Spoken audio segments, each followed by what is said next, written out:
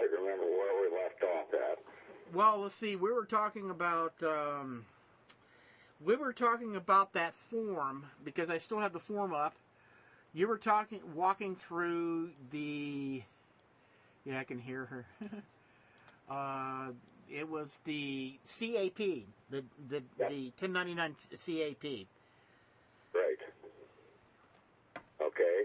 Is what we have to do is we have to do a notice of termination and of basically the Social Security agreement, contract, quasi-contractress, whatever you want to call it. Okay, yeah, like a termination of the agency, but you're terminating the Social Security, right? You're going to be terminating that contract or that agreement. It's basically a fraudulent document. It was originally set up for the metropolitan areas because it was not to be, when it first came into play, it was a means for the metropolitan areas or some of the states to gain access to assets because they were in the verge of bankruptcy. Would you say that the Social Security number is what ties you in with the Federal Reserve, and does that link you up with the statutory man? Well, it places you into under some of the statutory laws, yes, because is what it's doing. It is putting you in. It's allowing them to use your assets, okay? And then one of the means that they gain from that, or the running of the county, running of the city, is basically through the fees that they charge or the fines that they charge upon using different things that they think they've got control over. Okay, is there a distinct difference between Social Security itself as opposed to the Social Security number, of which ties you into the Federal Reserve Bank? Well, the bank is just a conduit, okay? It was what ties you in is really your local bank, and that Social Security number is being tied back to your birth certificate, Fide Commissary account. But would you not say that the birth certificate is the authorizing power from the U.S. Treasury is to grant a commercial interface called the Federal Reserve Bank, of which issues you some form of credit line of where the duties and obligations of the U.S. Treasury is to compensate any debt that has been brought back by the Federal Reserve or any of their other forms of banks? No, it goes like this.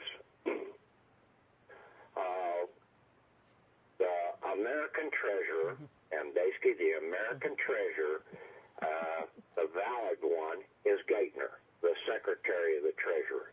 He is the de jure Treasurer of America. He's appointed by the President.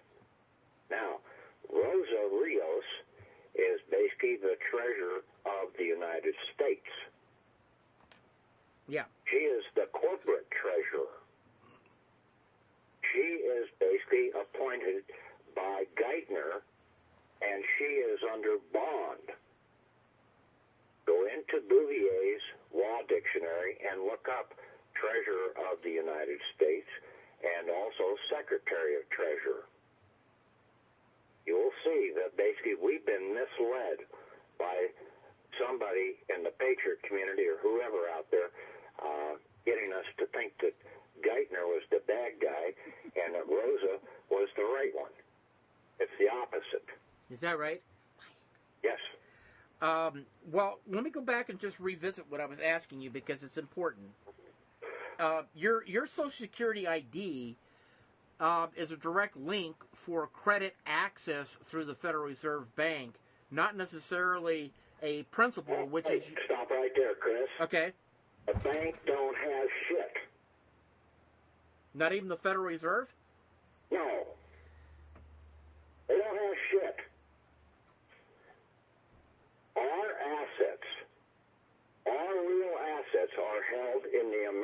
Treasury. Carte blanche, bottom line, nothing different. So why does our government mandate us having to work through banks in order to have access to it? It doesn't mandate it. We're only thinking that it mandates it. Okay? Okay. And we've got the forms to basically cover that up. We can have access to real money today. You go and all the deposit you put into the bank, you got a paycheck. You do a 1099-B on that paycheck. Yeah. Okay. The person that paid you in Federal Reserve dollars. That is a corporation. They either had or an individual. If it was an individual, then basically they owe you real assets out of their Fide Commissary account at the Treasury. Okay? Mm-hmm. Real assets. But it's coming to you because they wrote a check out of their bank account. The bank gave them one Federal Reserve dollar, and they made 10 Federal Reserve dollars. So by doing a 1099-B, you are going to collapse down the 10 Federal Reserve dollars that were created into one real dollar. Mm-hmm. Now, the same thing goes to when you write a check out of your checking account, you create 10 Federal Reserve dollars, but you only get one. So you, at the end of 30 days, when the bank sends you a monthly statement, you do a 1099-C and cancel the debt. You just turn that all into one real dollar. You don't get to put anything additional into your pocket. You are basically collapsing down the 10 or the 9 fucked up dollars that the Federal Reserve was trying to cause an inflationary wagering bet. Mm-hmm, mm-hmm. So that's what it is. And then, see, everything has to be settled at the end of 3 years. Carte blanche, mortgages, everything.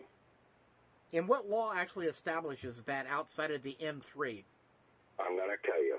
Okay. Go in and look at the definition in Bouvier's about the comptroller.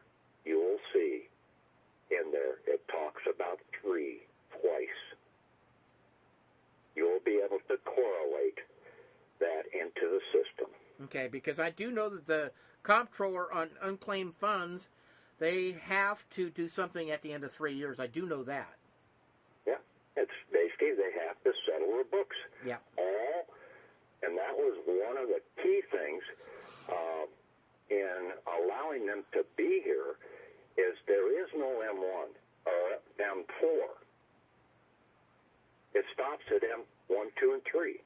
So it's M1 is the amount of Federal Reserve dollars that are in circulation at the end of 1 year. M2 is the amount of Federal Reserve dollars that are still in circulation at the end of 2 years.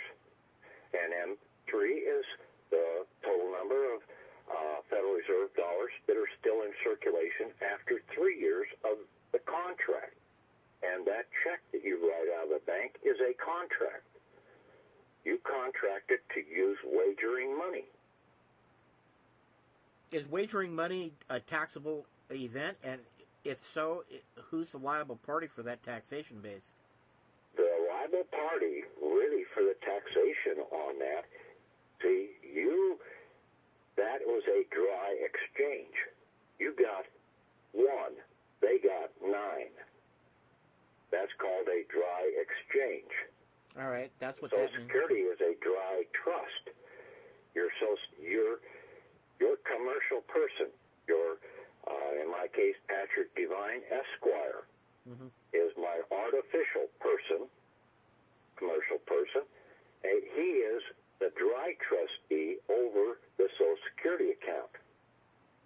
Now, there's another trustee, and this is a quasi-trustee, and that is the United States Corporation. So they are the ones that are basically working with the banks out there, and they are getting benefit from our trust for accessing our account. They go and they process. They have access through that contract back to our Fide Commissary, our birth trust. So are you saying that the United States Corporation, as a quasi-trustee, is doing a usury in exchange or in lieu of a trustee's compensation? So they're using that to fractionalize the amount until you become the age of majority? Is that kind of like where you're going with this? Is once you become of age of majority, you file the 1099-C, therefore they can't do that no more? No, see, the Social Security does not go in. That contract is not valid until you turn 18. Look at the Social Security card. It says this is not to be signed until you turn 18. I see. So the Social Security contract does not take effect until you turn 18. So the only thing that we were putting up, okay, in the initial was for the American corporation, and that was that we were given our trust or our estate, and we put it up as collateral, and then it became a trust because there was interest coming in. An estate cannot hold interest, so it had to be converted into a trust, and the interest was deposited into the trust along with the estate. A trust can hold both interest and an estate. Yeah, I got it. Okay. Okay. Yeah. So we have that set up. Then along we come 18. Well, we could have picked up the whole thing. All we had to do was to do a 1099 CAP. Yeah, that's pretty interesting. That leads us back to where we left off last night. And right now, to do that, well, we wouldn't have had to, if we didn't have a Social Security number, we wouldn't have had to do the CAP. We would have been able to go right in and demand that from the treasurer. So kind of remind me exactly what is your understanding of the usage of the CAP? Is that to go ahead and straighten the records with them that they have been under like a misconstruement, that you were one party of where you're straightening it out under the CAP, which means that would be would you say that is the beginning stages of the closure of your Social Security number? Well, basically, you're taking one corporation. Right now, your corporation is under the control of the Social Security Corporation. Wouldn't that be the straw man? That's Patrick Devine, all capital name, Vessel. Yeah. And basically, he is the one that is basically holding control over.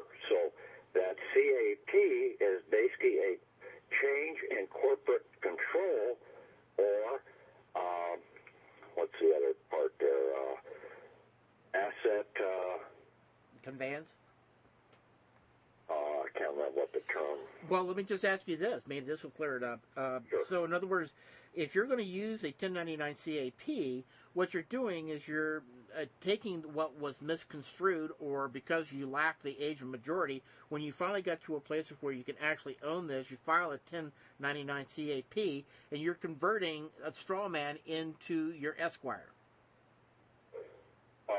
No, we've already had the Esquire, and basically he's got power right now to go out and draw out of that account by a 1099A.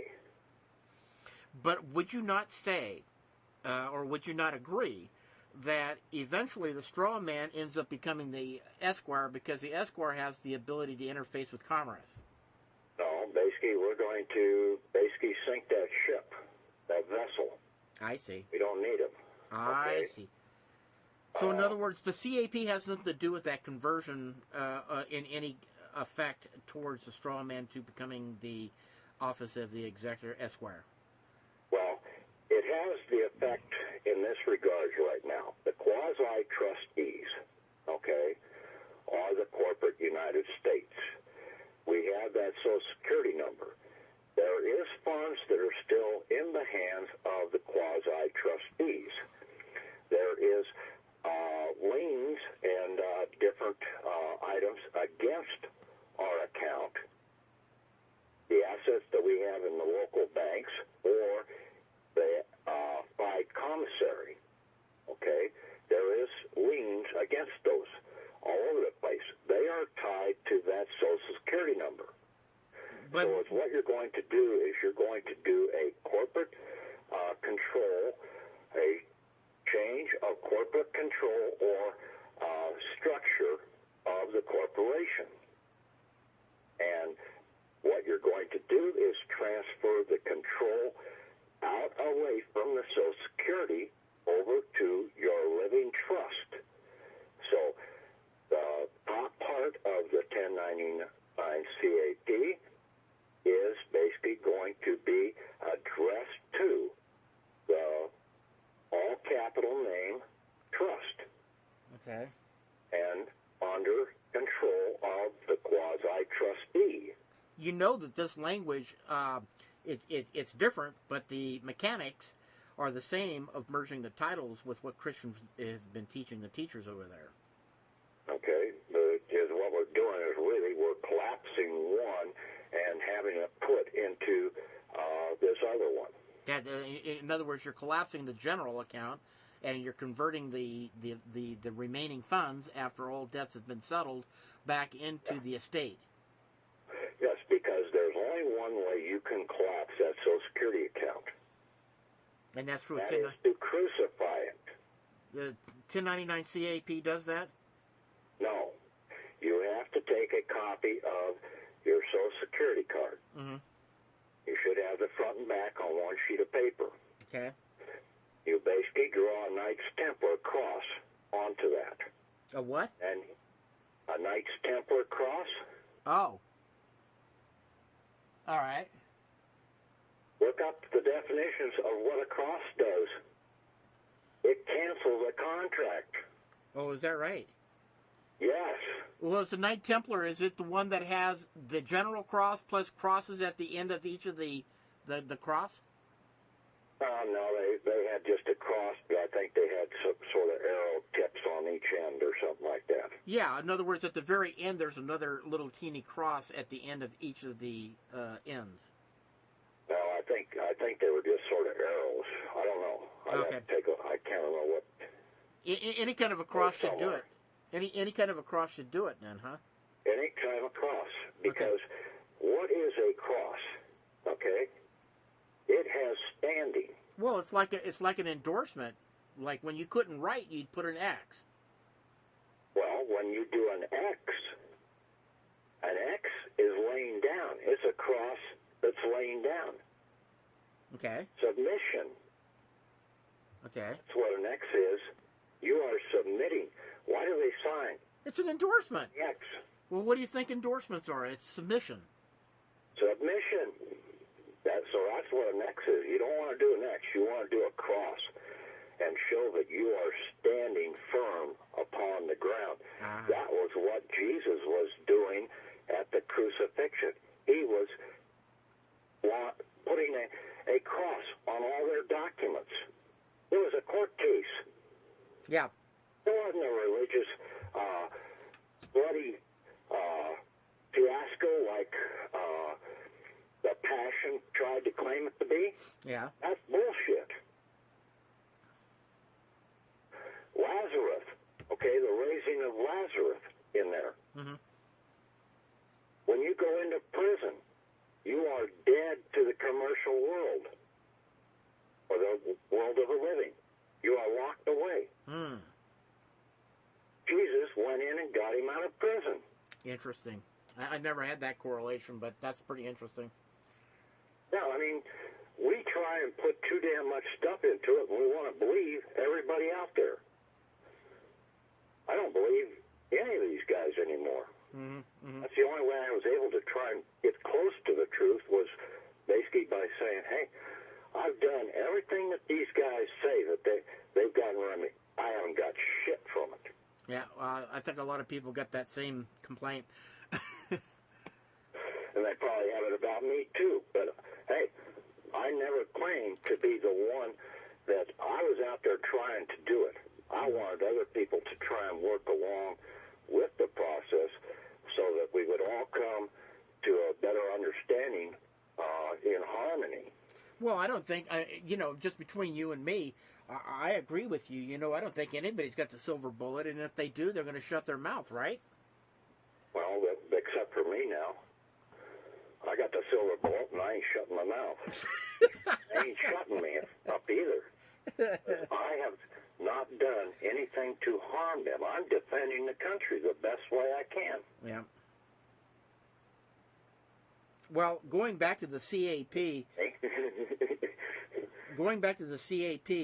so did you get the combination of paperwork together? Are you still thinking that you need to run up to the Supreme Court judge on the private side in order to completely terminate the Social Security? This has to be done first, okay? Because you have to go through Geithner.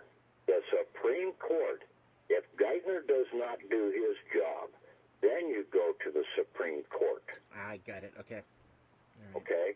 And it's basically, there's another word in I found that one this morning too, in Bouvier's Law Dictionary, and it is official anus or official something. Let me see if I got it right here. No, original IA. Original. I've heard that before. IA. Original IA. Where have I heard that? You got any definition on that? That's what's on the end of original. It's original, and then it's got an IA at the end of it. So IA actually says original? Is that the definition of it? Is IA? No, it's original, the word, and then keep writing IA onto the end of original. Okay. That's the word that's in Bouvier's dictionary. And it says transcripts or other documents sent to the office of the treasurer -- remembrancer in the exchanger, okay, are called by this name to distinguish them from the records which contain the judgments of the baron. Okay, so these are special documents that we're sending in to the treasurer. Mm-hmm.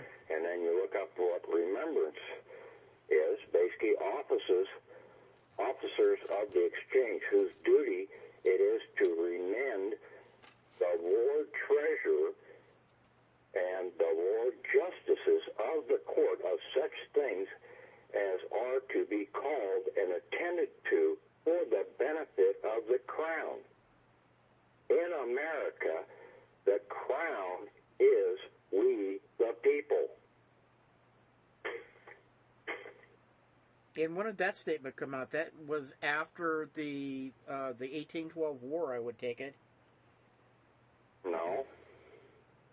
That was basically all the way back to when the native Indians that were settled on the East Coast were here prior to even the white settlers coming over here, because they were operating under Roman, Celtic, and all the other even Egyptian law systems that had been in place before they got here.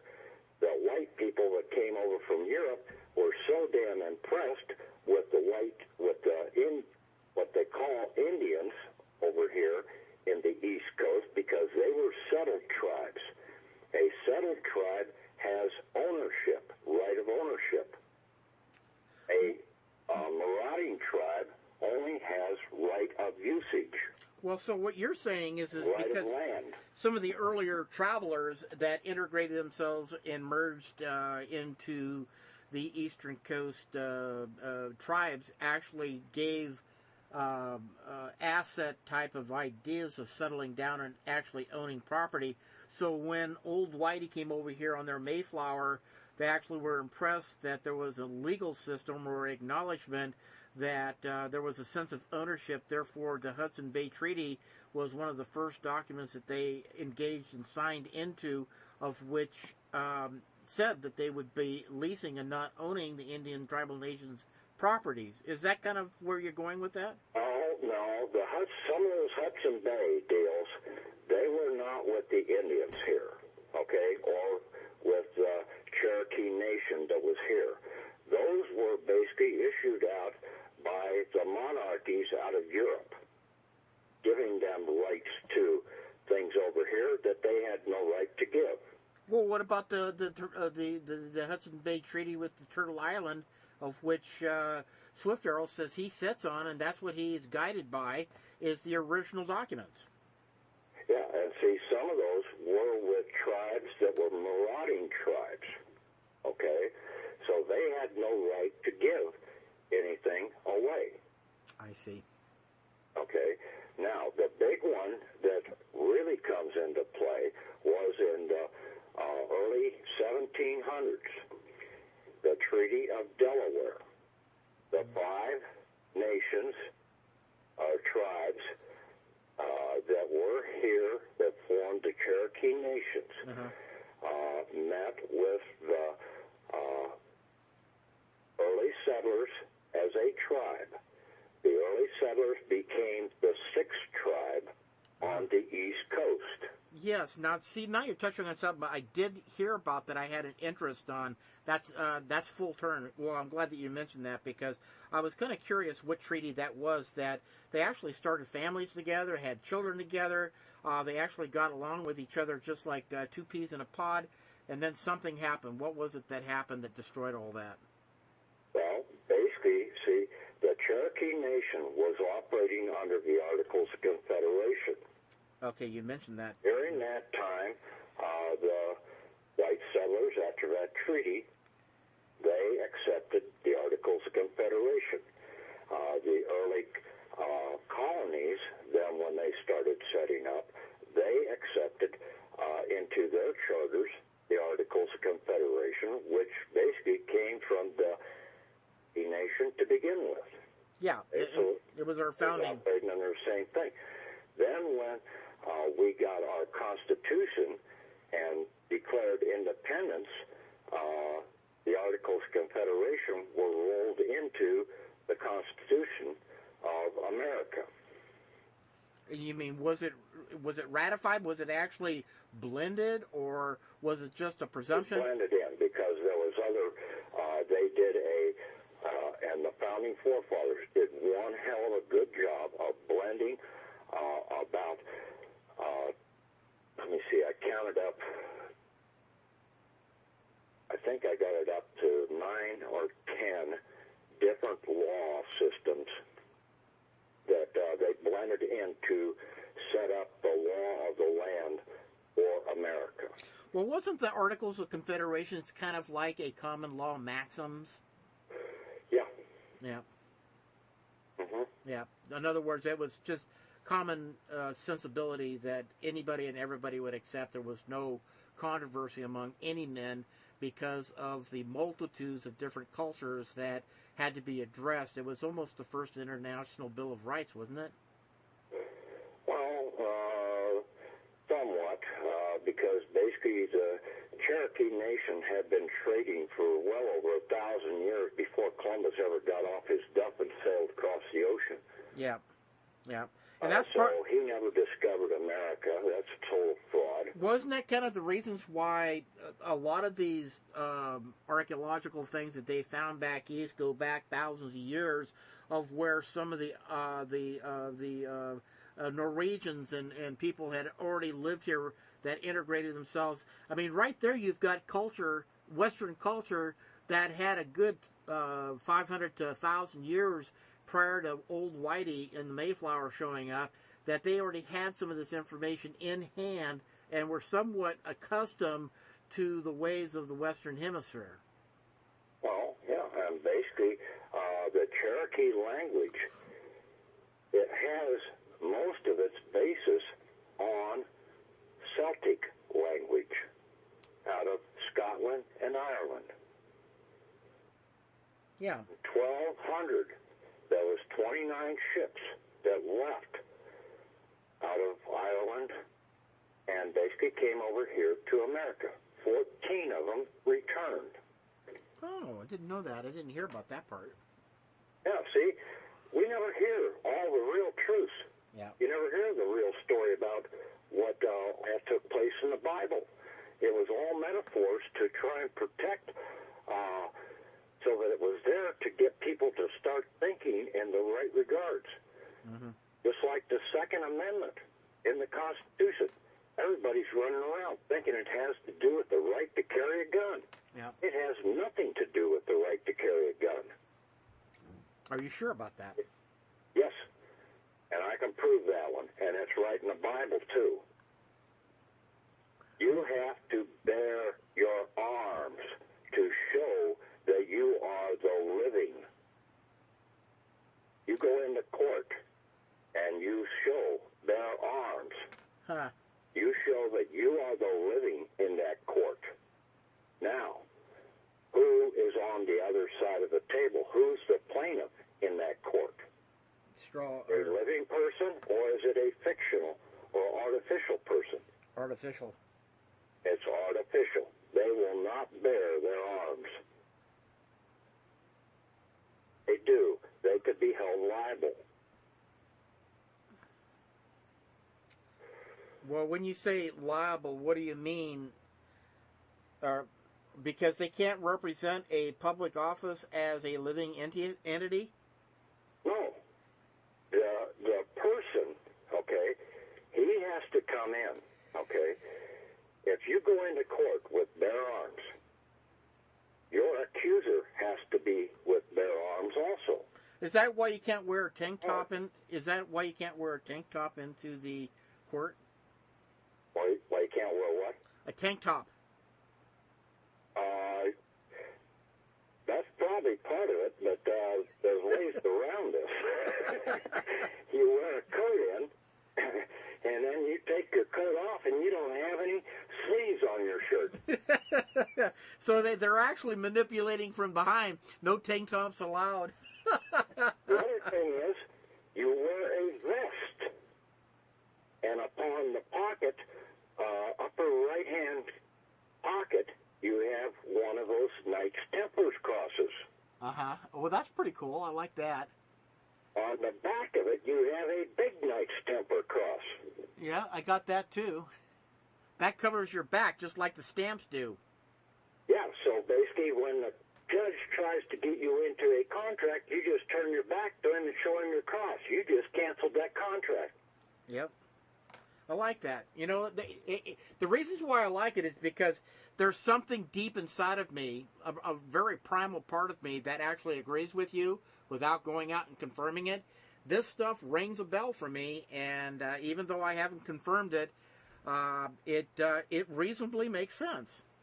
Well, it's because we've been down the path of bad-mouthing the Knights Templars. Now we can start to see what they were really about. They were out there trying to protect the people by canceling their contracts for them.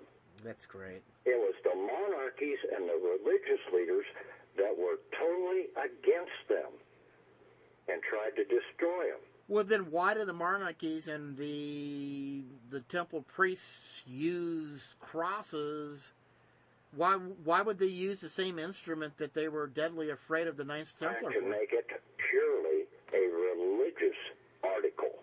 In other words, they were trying to be deceptive. Yes. Well, hang a guy on it. Well, that's the Romans never did crucifixions in that regard whatsoever. They were not that barbaric. Are you sure about that? Because there's millions of people that died on the cross. No, that's a fallacy. That's something that's been told. Yeah. We have no proof whatsoever of that. Now, in Caligulas' time, maybe, but in most cases, that would have been under the guise of the money changers. The money changers, yeah, they're ruthless, and the religious leaders are a ruthless outfit. But the Roman leaders, no. The real Roman leaders, the Caesars and stuff. Yeah, no. They operated by law. Yeah. No, there's something about what you're saying that seems to be true. I can't confirm any of it, but what I'm saying is that reasonably, I can fathom that there was an honor within the Roman, because they did have one of the best law systems in the world, even today. Their civil cases and the way they proceed and whatnot are based off of that. But I couldn't confirm it at one extent. I could not confirm whether or not they were a participant with the putting people up on the cross. Yeah. I've always been taught that there was like miles of crosses all the way into Rome, is what I've been told. So. And like I said, there are two comptrollers for the country. The first comptroller, he is directly under, they're both under the Treasury Department. But the first comptroller is basically works with the Secretary of the Treasury. The second comptroller is for the corporate United States. Okay. So, and then again, it's... they got two different comptroller head officials on, or are they one and the same? You just address the one as a private? Well, see, we don't even need to go to that second comptroller. Is what I'm sending my notice, and this is notice of the quasi-contractress and the quasi-trustee being terminated. And that was for the Social Security contract and the trustees over that Social Security trust. And I'm sending that to the Secretary of the Treasurer and the first comptroller. I can't remember what that guy's name was, but is that the one that's I'm putting the names down there. I'm Huh? just going to send this to their secretary in the Department of the Treasury. Okay, Secretary of Treasury, okay. I'm just going to send it to the Secretary or the Secretary of the Treasury and let her or him, whoever it is, get it to Geithner and to the first comptroller. That would be Rios on the private, from what I've been told. Nope. No, you don't agree with that? Nope. It's Geithner is in the private. Oh, is that right? You said that earlier, but I didn't quite dug my teeth into Look that. it up in Bouvier's Law Dictionary. You will verify that basically Geithner is appointed by the President. Rios, the Treasurer of the United States, basically is approved by the Secretary of the Treasurer and the first comptroller. She also has to be bonded. Well, all public offices have to be bonded. Not the President and not the real American government officials. Well, even the Constitution says that they have to be bonded. I just read it just a couple days ago. Which Constitution did you read? I was reading, let me go back in my mind, where was I reading? I was reading out of a book. Yeah, it was the original Constitution that says that all public offices requires a bond. Public. Yes, public. Public. Well? Public. Geithner is private. I don't know, brother. I'm telling you, I don't know if I can agree with that. Huh? He's on the de jure side of the government. Well, I understand what de jure is. That's the private. Why is he the one that stands outstanding in the public realm with all the activities and doing all the answering and whatnot? Because he also has another hat. All right, so... It's basically interrelations. But see, we've been misled into thinking that he is on the other side. So, like all the stuff that I sent to Rios, it didn't go nowhere. Well, how did he address both of them? Well, see, I was addressing both of them wrong. Yeah, okay, so... I said I'm wrong. Well, would you just rather... Would you rather leave their name off and just address the jour side of the Treasury? I mean, wouldn't that be easier? That way they can determine who that is? Yeah, that's what I'm saying. Yeah. We send this to the real side and just put down the Secretary of the Treasury. That is who is working for the American government. Yeah. The Treasurer of the U.S. is basically working for the corporation. Well, if I'm not mistaken, the latest report is that the corporate side of the U.S. Treasury is the IMF at this point. It's no longer has any consideration of being. In fact, that is just an international treaty, monetary treaty for international relationships. Well, why do they have in India? Why in India they set up a U.S. Treasury Department over there in India? Why do they do that? It's a corporation. That's what I'm saying. Is that it belongs to the IMF? It doesn't belong to the United States people anymore. No, it belongs to the U.S. corporation. Yeah, that I can agree with. Okay, it's just like McDonald's. The McDonald's that's over there in India belongs to McDonald's. All right, now since we're talking about that, let me ask you some questions that I was a little phasey on in this little group that, this private research group of people jumping on the bandwagon about this Office of the Executor. A couple things came up. If you are a foreign entity, you do the BEN. We've talked about this about a year ago. Are you still standing behind the fact that you're a foreign entity to their government? Basically, we will have a foreign non-withholding grantor's trust. Okay? And yes, we are foreign to all the other states. Say that again. That's a foreign something trust? Yeah, because basically, we're going to set up a living trust. We are foreign. We are different. I'm different than you. Yeah. I am foreign to you. Yeah. You have to learn what the word you're using in the connotation of what you're really trying to say. We are different to one another. They don't put down different there. They put the word foreign in there. Yeah. It's not a foreign country or anything like that. The states are all foreign to one another. And every individual is, unless you're married or in an institution with that person. Right. And as soon as you basically have your body is a hunk of land. So you are a state of one. So in other words, you have to automatically have a trust on your body because it is a interest, and an estate can't hold an interest, only a trust can.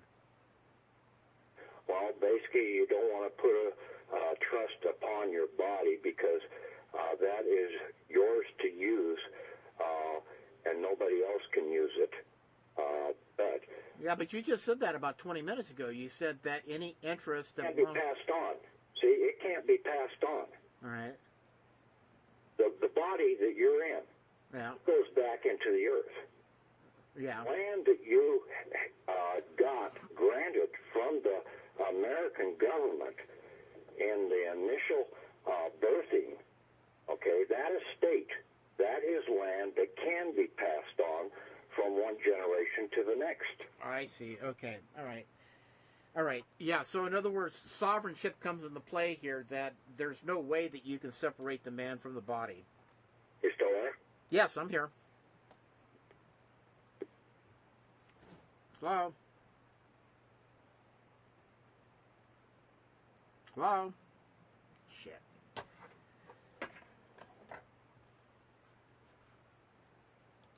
Yeah, I don't know what happened there. Yeah, you kept saying, "Are you there?" And I says, "Yeah."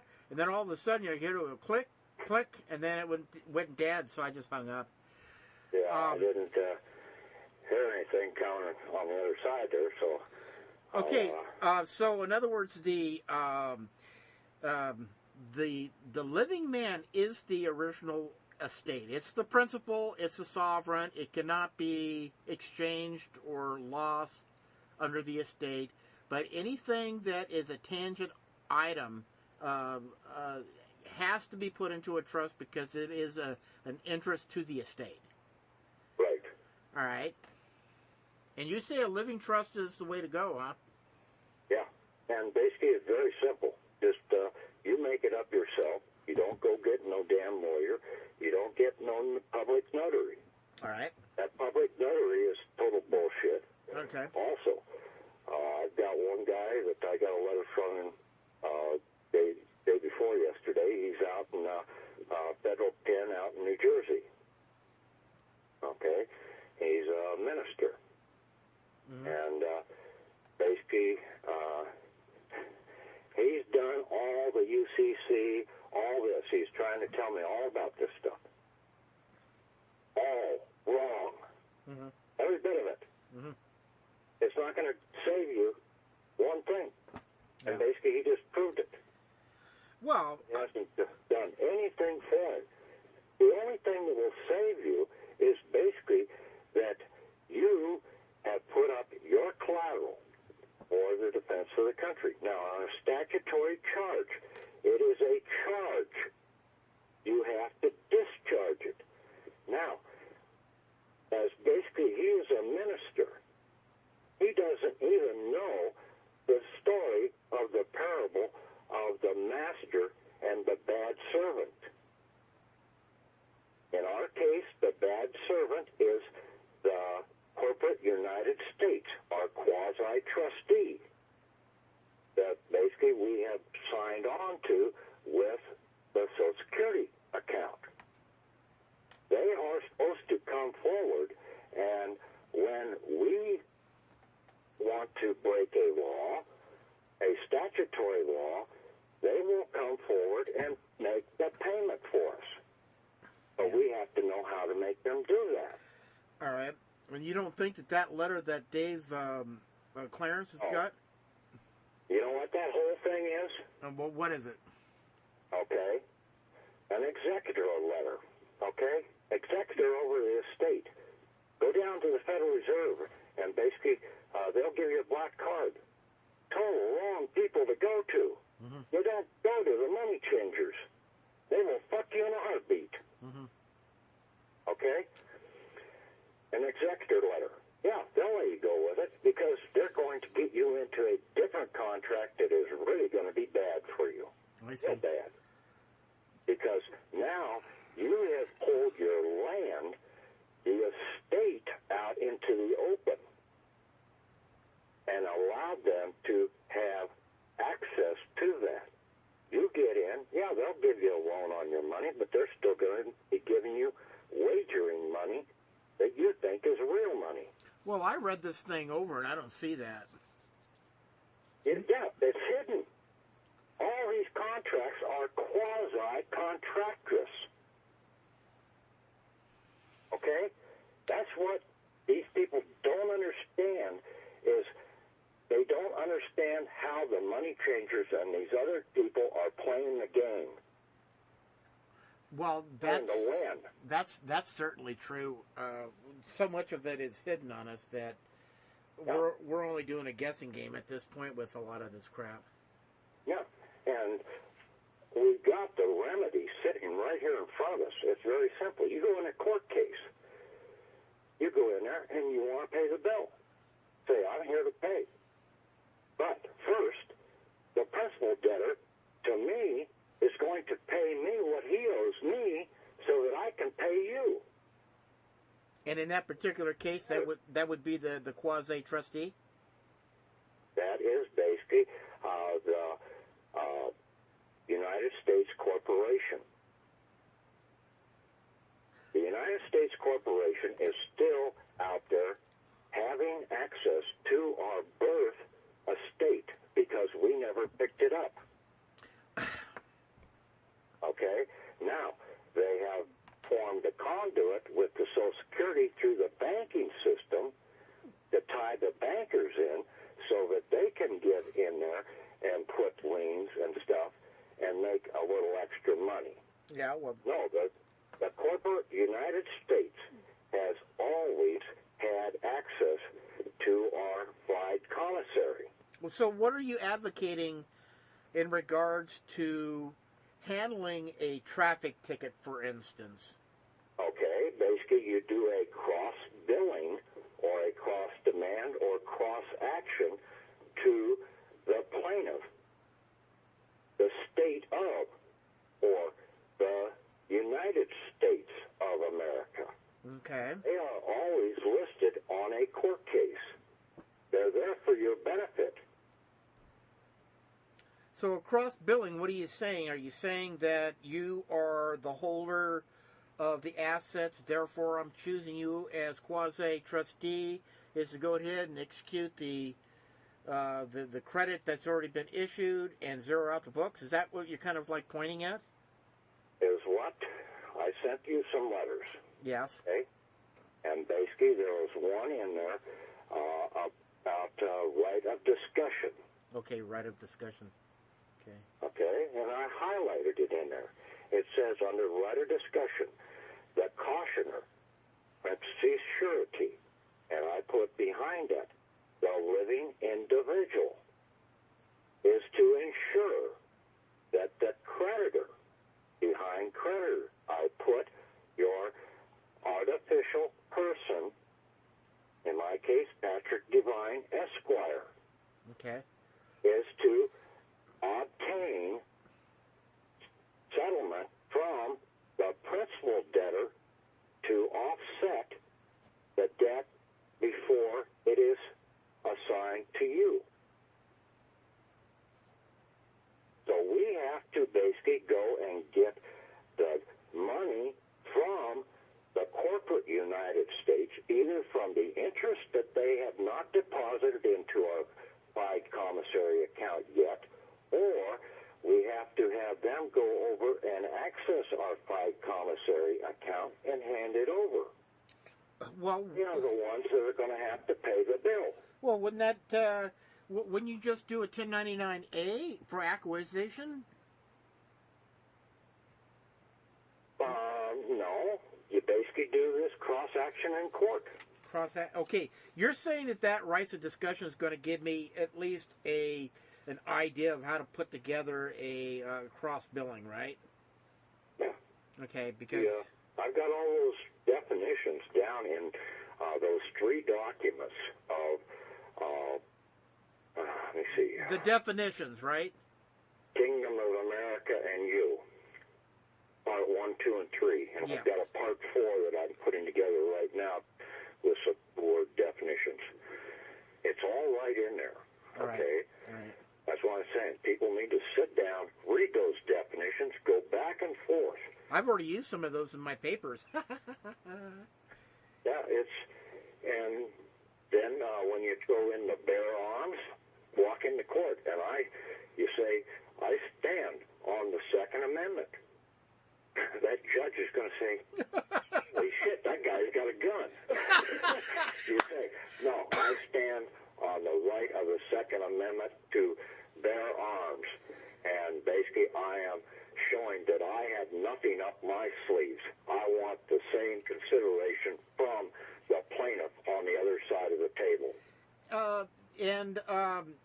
I know that I haven't looked at all your documents. I've been kind of like a little bit busy over here. But is there a description that shows the Second Amendment actually saying that you bear your arms to show you have nothing up your sleeves?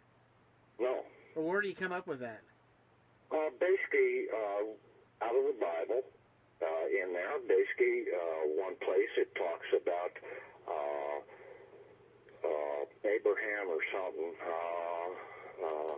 with God, and basically they had to bear their arms to prove that they were alive. But it also, with the standard understanding, is that to show that you have nothing up your sleeves, you have to roll your sleeves up, and that shows bare arms. All right, you got me curious now. I'm going to have to just And also, how those laws were written. Okay? That's the Second Amendment to the Constitution of the United States of America, written in 17 whatever. And basically there was evil out there and beast and everything else. Why would they have to put a right to bear a gun in a Constitution?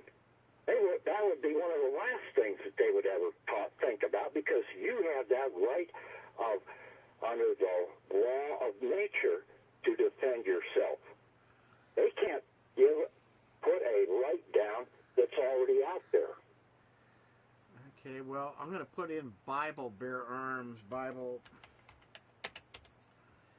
What does the Bible say about bearing arms? Okay, let's just take a look here. Nope. Let's see. Rights to bear arms. Let's see what these guys say here. Shooting back, release of America for a first time, biblical defense, bearing arms by men who fired. No, I'm going to have to do more research on that, but... Hang on just a second. Sure, go ahead. Okay. Well, that could, you would have to definitely do some kind of a disclosure, because if you're going to be sitting there running that kind of lip at the court, they're going to be thinking completely different than what you're talking about. You know that. Yeah, because everybody... And then the bailiff in the court, okay, the bailiff is there for your protection. A lot of people don't understand that. Because if he was not there for your protection, and he's in court and he's got a gun, then basically you could claim that that's intimidation. Yeah. See, it doesn't say anything about the Bible. And a gun. Huh?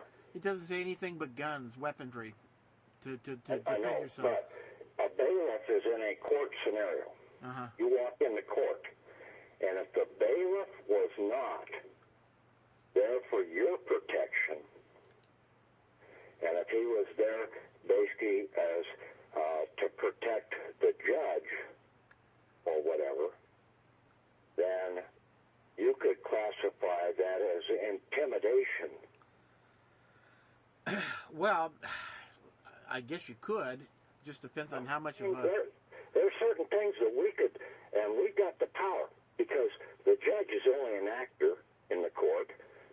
The plaintiff over on the other side, they are artificial persons, because they're operating with esquires, so that they do not get caught with libel into the scenario, and we come in there as complete idiots. Now, one of the other key things when you go into court, you demand the right to begin. You know what that one is? Say it again. The right to begin. The rights to begin. To commence. You want to start the court. You want to initiate the action. So you demand the right to begin. The one who demands the right to begin is the one who speaks first, and also, very important, speaks last. In other words, you speak last. The other side cannot rebut whatever you say. I see. You're done speaking. Yeah. Well, sorry to say, I'm looking through all these different files, and I don't see anything that represents the showing of your arms as any condition under the Second Amendment. And it goes back into the commentaries of England that go back to, 1600s, all the way back to Blackstone and... No, you have to open up your mind and think about some of these things. You have to read between the lines, like the movie Blonde Ambition. 3 times that line was in there. Read between the lines. Mm-hmm. We have to open up our minds and think logically that, does this make any damn sense? Bear arms means a weapon? No.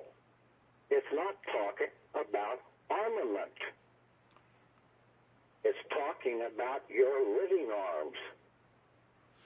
Well, and you look at the Constitution and how all of those articles are referenced to jurisprudence.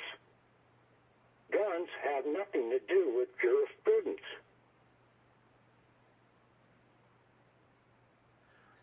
well, the Second Amendment speaks about regulated militia. They're talking about people who... The well-regulated militia is one that's going to be protected by the law. All right, well, I'm just saying is that I don't see anything in here that, gives me the feeling that that's... it's not to say that it's not, but it's not mentioned in there. Yeah, and basically that's the way a lot of this stuff is. They have it so ingrained into the people's mind that Jesus died on the cross, and basically he had nail holes all throughout him, and he had crowns of thorns and everything on him, and he bled 25 gallons of blood out of him before he ever got to Calvary. Yeah, how ludicrous is this shit? I don't know. There's some pretty brutal shit going on this planet, dude. Yeah, well, it's a lot of stupidity as mankind wants to believe the unbelievable. Well, I don't know. That's crossing into some other territories altogether. But getting back on point here, so you think that the living trust is the best way of going rather than an irrevocable? Yeah. Okay. A living trust, and basically take it from those documents that I have. Okay. On there, that guy that put those 600 legal documents together okay. did a pretty damn good job of compiling them and keeping them as simple as possible. KISS. Keep it simple, stupid. Yep. We've got to, all this stuff going into 29,000 pages of documents, submitting them into a court scenario. They ain't going to read that shit. No. They generally look at the front page. They've already got their mind made up. Yeah, so basically, this letter, this notice that I'm sending to Geithner, and the comptroller, the first comptroller, 1 page. In fact, it's really about a half a page. Yeah. Well, that's what I've been getting down to. It's just really simple work. I got tired of putting all those big, long documents together. I only wait until court cases for that shit anymore. Yeah, and you have to have the right words to substantiate your case, like quasi delict, DELICT. And basically that is an act where by a person without malice, but by fault, negligence, or imprudence, not legally excusable, causes injury to another. It can be converted into a crime. And that is what they have been doing to us, these quasi-trustees. We have, and if we catch them at that, we can basically charge them for that. Yeah, but you would have to probably charge them under common law because it has been brought to my attention recently the statutes don't work on them because they want to be the ones that actually prosecute each other. And as long as they're part of the good old boys club and that they're part of a closed union shop, they're just going to slap each other on the back and give each other another bailout for every crime they commit. And the American people have absolutely no defense because they don't want us using their fucking copyrighted laws. Excuse the language. Yes, but if we're in, okay, and we get it into the law of the land filing, okay, and that's what the law, the real law is. It's not statutory. We can basically put the charge in under the law of the land side of the court system. We get them to take their fictional hat or their artificial hat off, and they have to go to the other side. Okay, so are you talking about the de jure? You're talking about common law? You're talking about equitable law? You're talking about chancery? The de jure side, okay? Common law is just one of the laws that's made up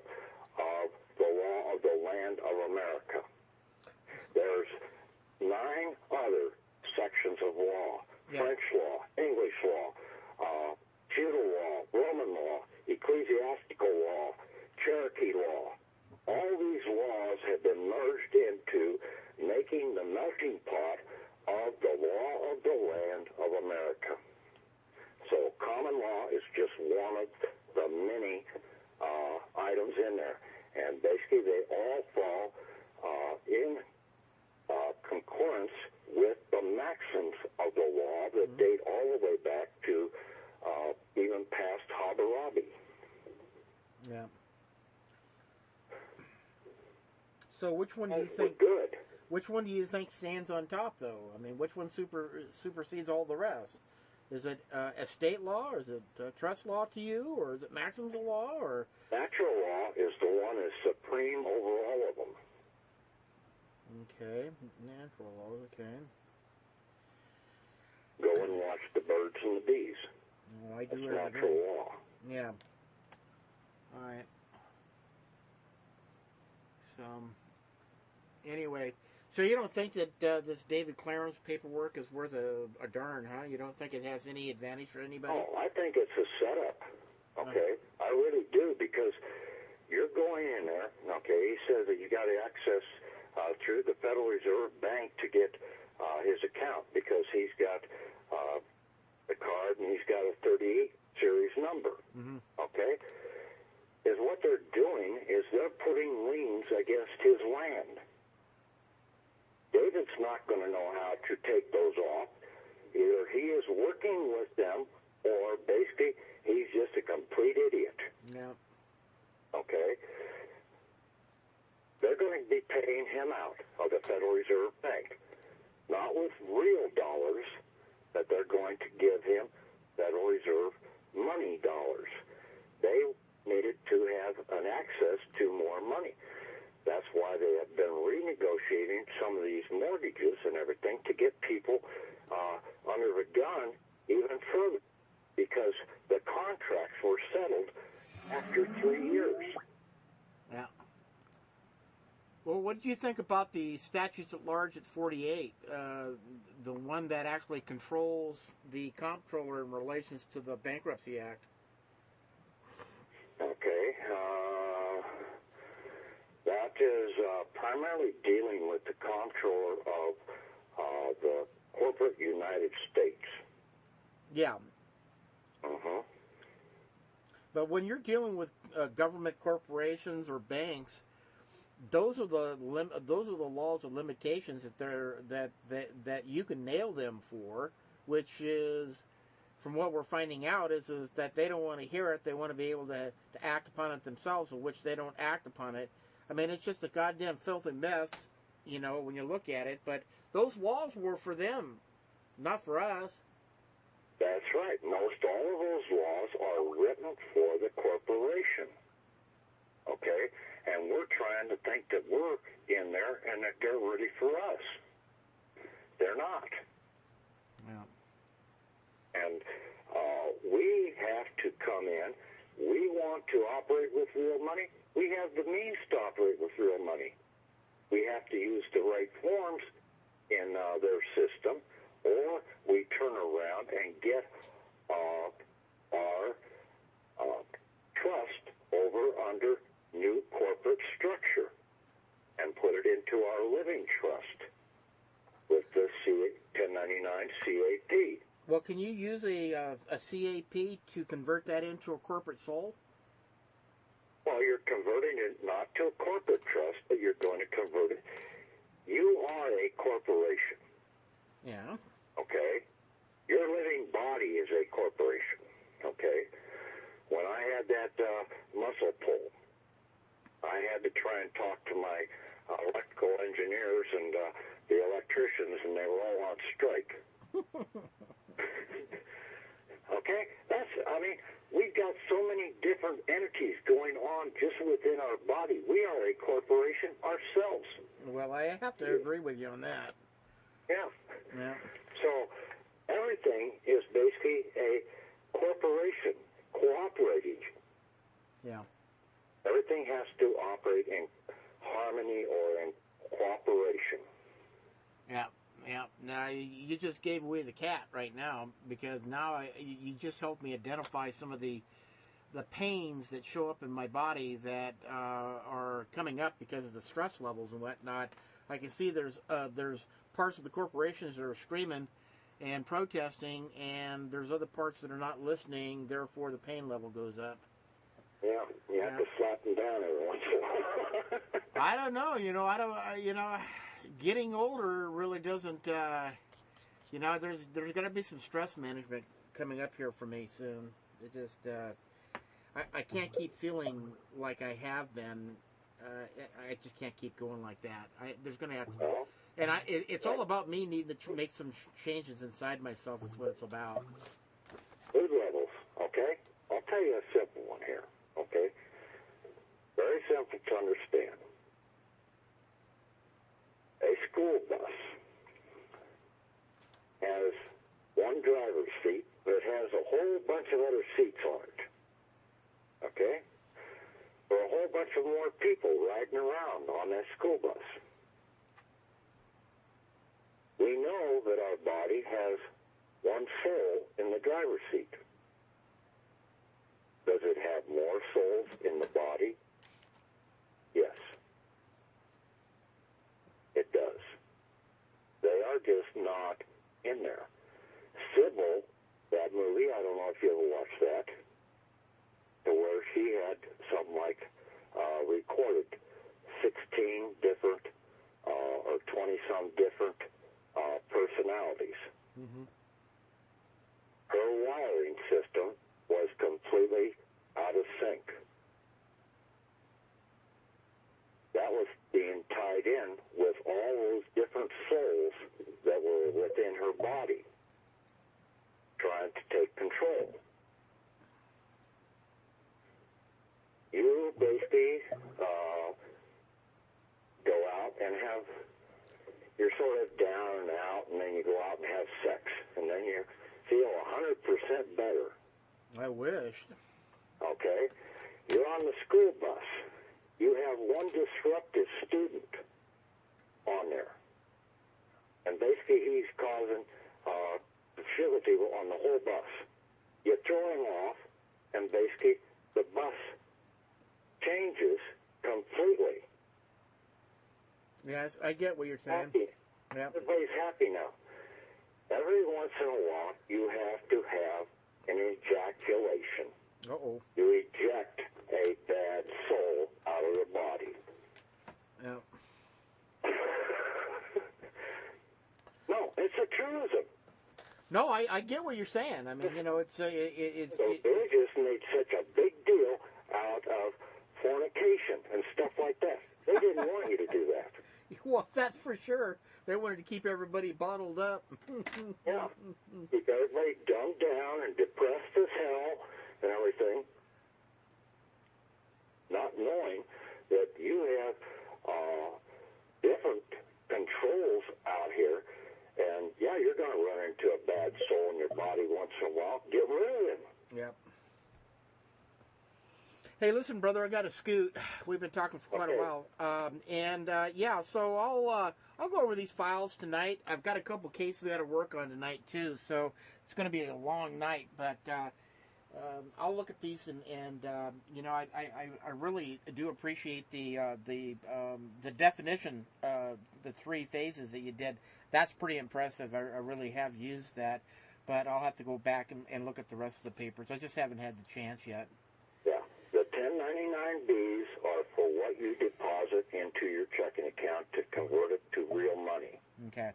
1099-Cs, basically when you write checks out of your checking account, you are converting what you bought into real money on the output. You're not going to get any extra back. That is what you're doing, is collapsing down the wagering money that is out in circulation. Yeah, I hear what you're saying. It's pretty unique. I knew there was a system like what Christian Walters has been speaking about. He's going on the private, but I saw that it's much more effective on the public. And the reasons why is because that's their language, and you can get her done just as easy on the public as it is to learn the private. Not to say that the private stuff isn't something a person should learn. Sooner or later, when this system collapses, you're going to be really wanting to know about the private side anyway. So I would never discourage anybody to go back and learn about the private side and how to maintain your estate and your trust, your relationships. I would never ever tell anybody not to go and put in as much time on that. But I think you're right. I think that the private side is very simple after you understand this, because now if you've deposited everything you've deposited, you've converted it with a 1099 1099-B in your checking account. You write a check out of your checking account. You write closed check on that check. That comes out right then and there as real money. The bank cannot monetize that check. Mm-hmm. Okay, so now you're operating with real money. Yeah. You don't need to do the 1099-C on the checking account at the end of the month because they cannot monetize a closed check.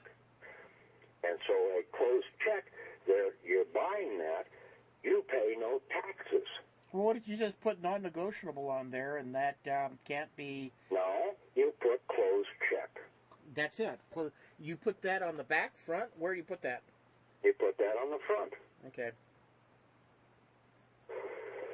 That this is a closed check, and you could also notify that all checks will be classified as closed checks, and that you cannot close this checking account down because I have been in communication with the charter organization who gave you your banking charter, and you have to be able to operate in system, so you can't close this thing down. Mm-hmm. Well, we've got the power if we know how to use it. Well, we're learning. It's a day in, day in process. All right, brother. I'll talk to you the next day or so, okay? Okay, take care. Thank you. Bye-bye.